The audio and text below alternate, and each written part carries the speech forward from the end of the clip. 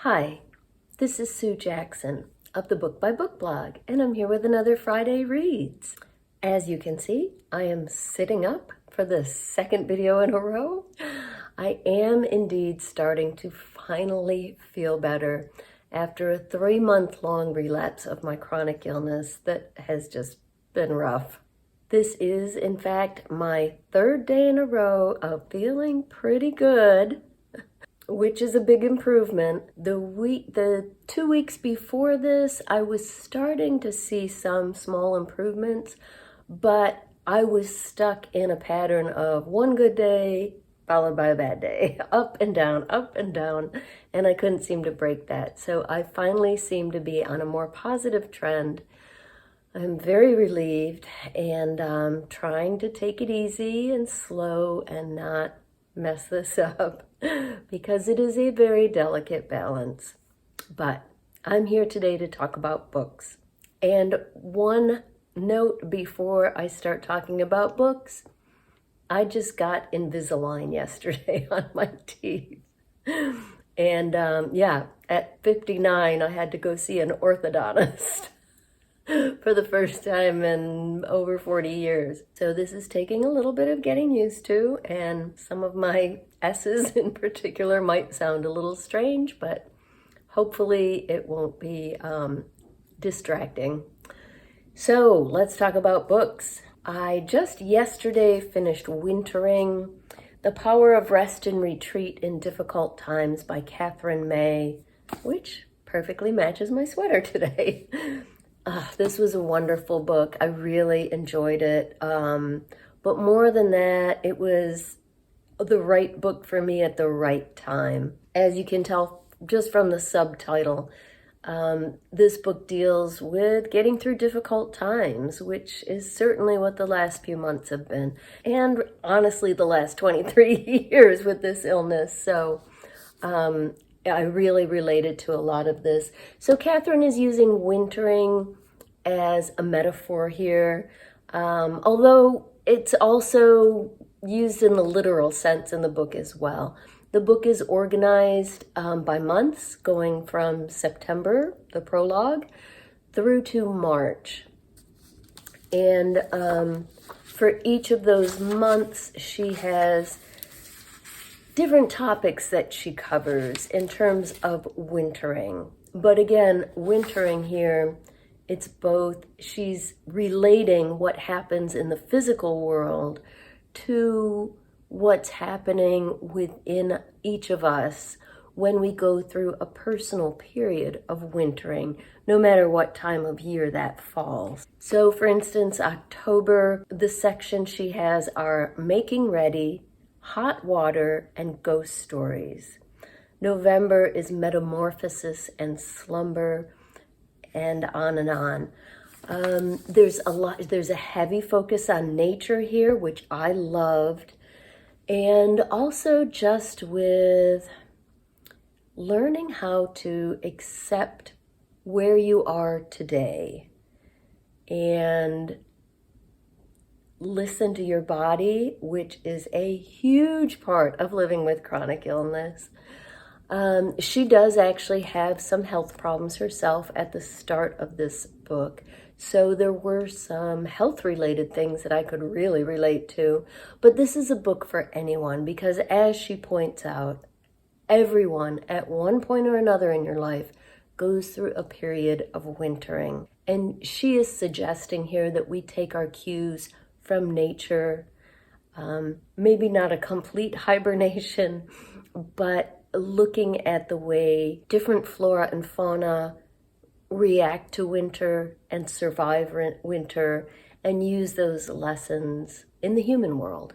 I tabbed so many pages with passages and quotes, and I got these really cool reading darts that I'm just in love with. You just stick it on the page and point right to the passage that you want to come back to. I got those in a subscription box from a bookstore, and they are just the coolest little things. I might get another package of those. So very much enjoyed Wintering by Catherine May. Definitely recommend it, especially this time of year, or if you are personally going through a difficult period, dealing with health issues, with grief, with anything really. It's a very supportive book with a lot of warmth and kindness, compassion.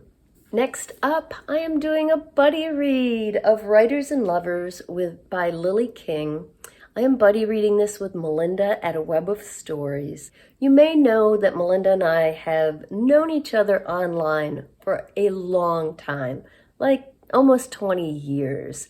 We both had book blogs. I think she's still got hers. I've still got mine.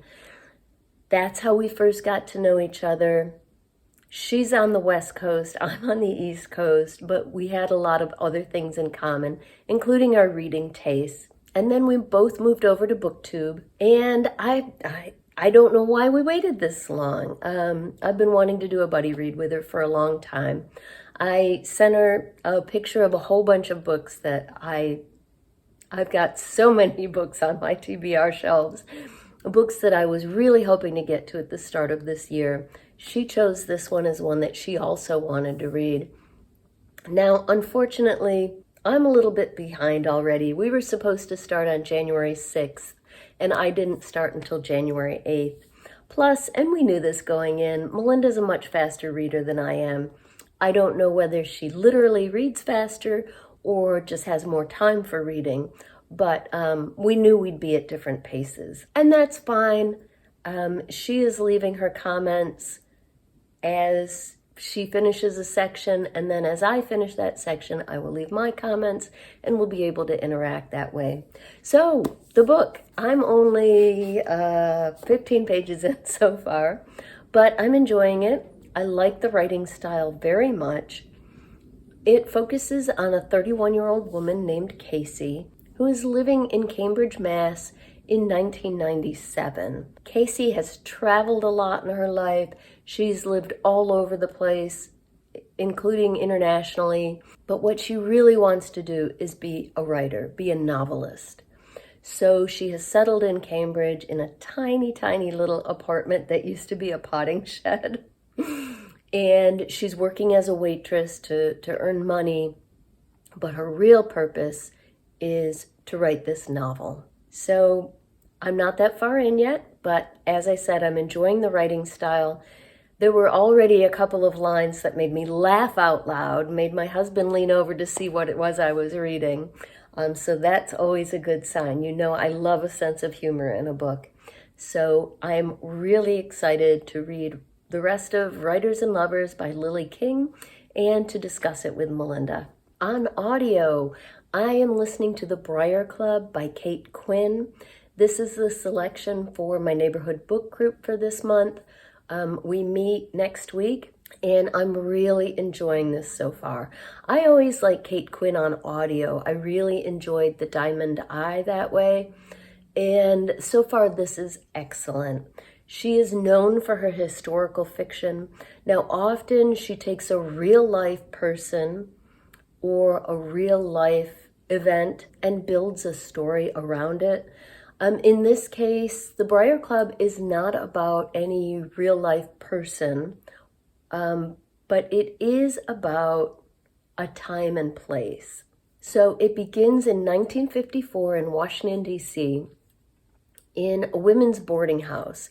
Not a real fancy boarding house. This is kind of run down. The rooms are tiny with just a single bed and a small bureau generally. And at the beginning of the book, the residents there kind of stick to their own lives. They don't interact much. And then a new resident moves in named Grace. She's got the even tinier apartment or room up in the attic on the third floor. And Grace does something that ends up bringing the residents of the house together.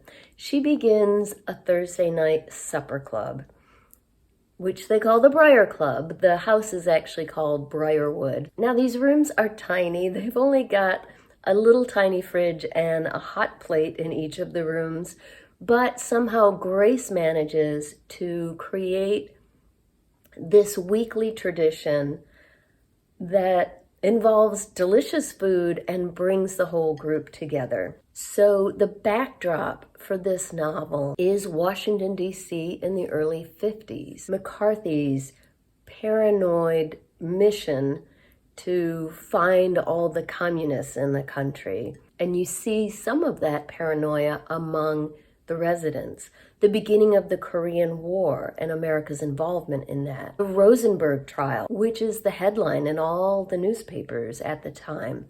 So that backdrop, the political and global events that are going on at that time, is important to the story and the way that it affects each of the women. So Grace and one older woman in the building, I think her name is Rika, they work at a library together. Another resident, Nora, is very proud of her job at the National Archives, though she waitresses on the side. And throughout the novel, you get to know each of these women. You get chapters from each of their perspectives.